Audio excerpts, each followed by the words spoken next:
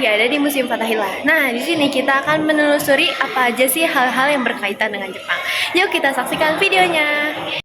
Jadi ini kita pagi-pagi udah OTW ke Museum Fathahillah dan kebetulan cuacanya itu lagi hujan. Video ini dibuat untuk pemenuhan tugas sejarah yaitu berkunjung ke museum yang berkaitan dengan Jepang. Sebelum melaksanakan pendudukannya di Indonesia, pemerintah Jepang ternyata telah menyiapkan mata uang sendiri untuk diedarkan di negara jajahannya nanti. Tujuannya tidak lain adalah untuk menarik hati masyarakat Indonesia. Uniknya, meski dikeluarkan oleh Jepang, uang ini masih menggunakan bahasa Belanda. Tepat pada tahun 1943, pemerintah Jepang mengeluarkan uang baru menggunakan aksara Latin dengan hiasan khas Nusantara seperti wayang orang dan rumah Minangkabau. Pada 1942, masa pendudukan Jepang, gedung ini digunakan sebagai kantor pengumpulan logistik Dai Nippon atau Kekaisaran Jepang. Kemudian, setelah Indonesia merdeka, bangunan ini digunakan sebagai kantor pemerintah Provinsi Jawa Barat, juga digunakan sebagai kantor pemerintah Provinsi DKI Jakarta. Kita juga melihat Galeri Melaka yang ada di Museum Fathahillah. Tapi Galeri Melaka tidak berhubungan dengan Jepang ya guys. Selain itu, di Museum Fathahillah terdapat ruang teater yang disajikan video animasi tentang penjajahan yang ada di Indonesia. Nah, berikut ini sedikit cuplikannya.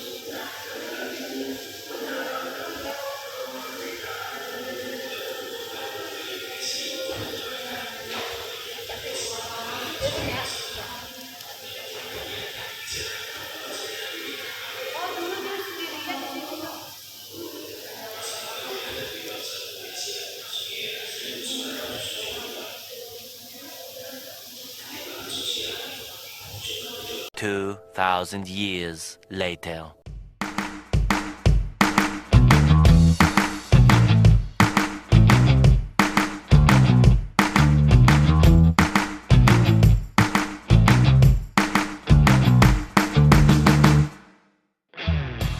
Halo semuanya, jadi saya di sini lagi ada di Museum Naskah Proklamasi yang berlokasi di Jakarta Pusat.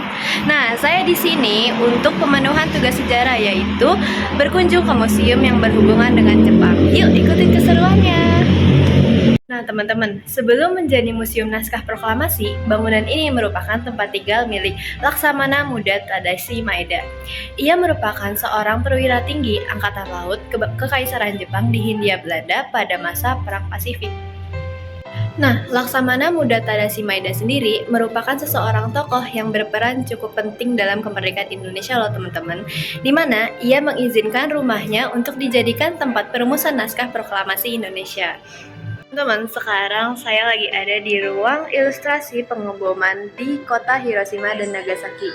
Nah, pada tanggal 6 dan 9 Agustus 1945, Amerika Serikat menjatuhkan bom atom di kota Hiroshima dan Nagasaki dari ketinggian hampir 10.000 meter. Pengeboman tersebut melumpuhkan Jepang, karena itu pada 14 Agustus 1945, Jepang menyerah tanpa syarat kepada sekutu. Nah, pada tanggal 15 Agustus 1945, Kaisar Hirohito menyampaikan pidato di radio NHK yang dikenal sebagai siaran suara Kaisar. Hirohito membacakan perintah tentang kapitulasi sekaligus mengumumkan kepada rakyat bahwa Jepang telah menyerah. Pada 15 Agustus 1945, golongan pemuda mendengar berita kekalahan Jepang dari radio BBC Inggris.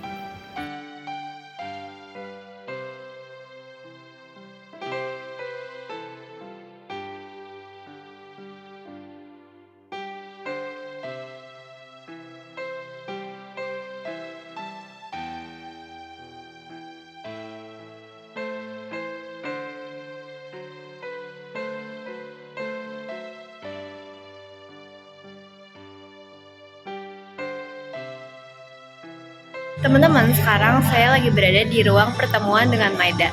Pada tanggal 16 Agustus 1945, Bung Karno, Bung Hatta, dan Ahmad Subarjo diterima oleh Laksamana Muda Tadashi Maeda di kediamannya sekitar pukul 10 malam sepulang dari Rengas Dengklok. Mereka menjelaskan kepada Maeda tentang akan diadakannya pertemuan untuk persiapan menjelang Indonesia merdeka.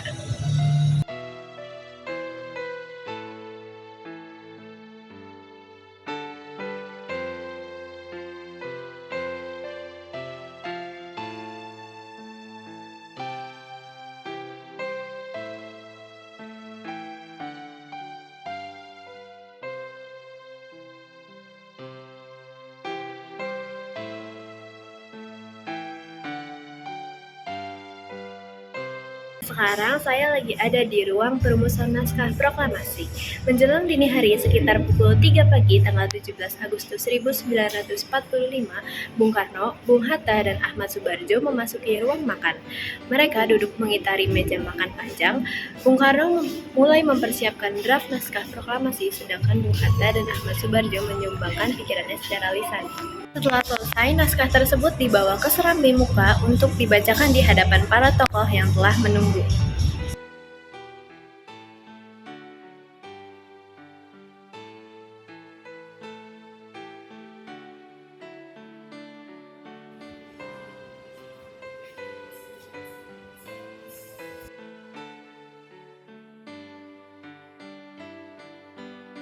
Teman-teman, sekarang saya lagi ada di ruang pengetikan dan penandatanganan naskah proklamasi. Setelah konsep naskah proklamasi yang disusun oleh Bung Karno, Bung Hatta, dan Ahmad Subarjo disetujui oleh hadirin, Bung Karno meminta agar Sayuti Melik mengetik naskah proklamasi tersebut. Sayuti Melik mengetik naskah proklamasi di ruang bawah dekat dapur dengan ditemani oleh BM Diah.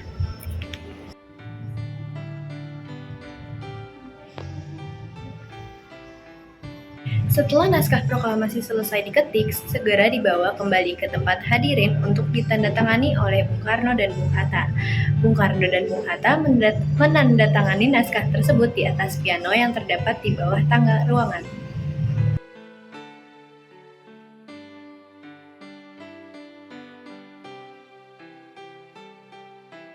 Teman-teman, selain ada penjelasan dengan ilustrasi seperti ini, di Museum Naskah Proklamasi sudah ada penjelasan secara digital seperti ini. Nah, kita bisa baca lewat sini.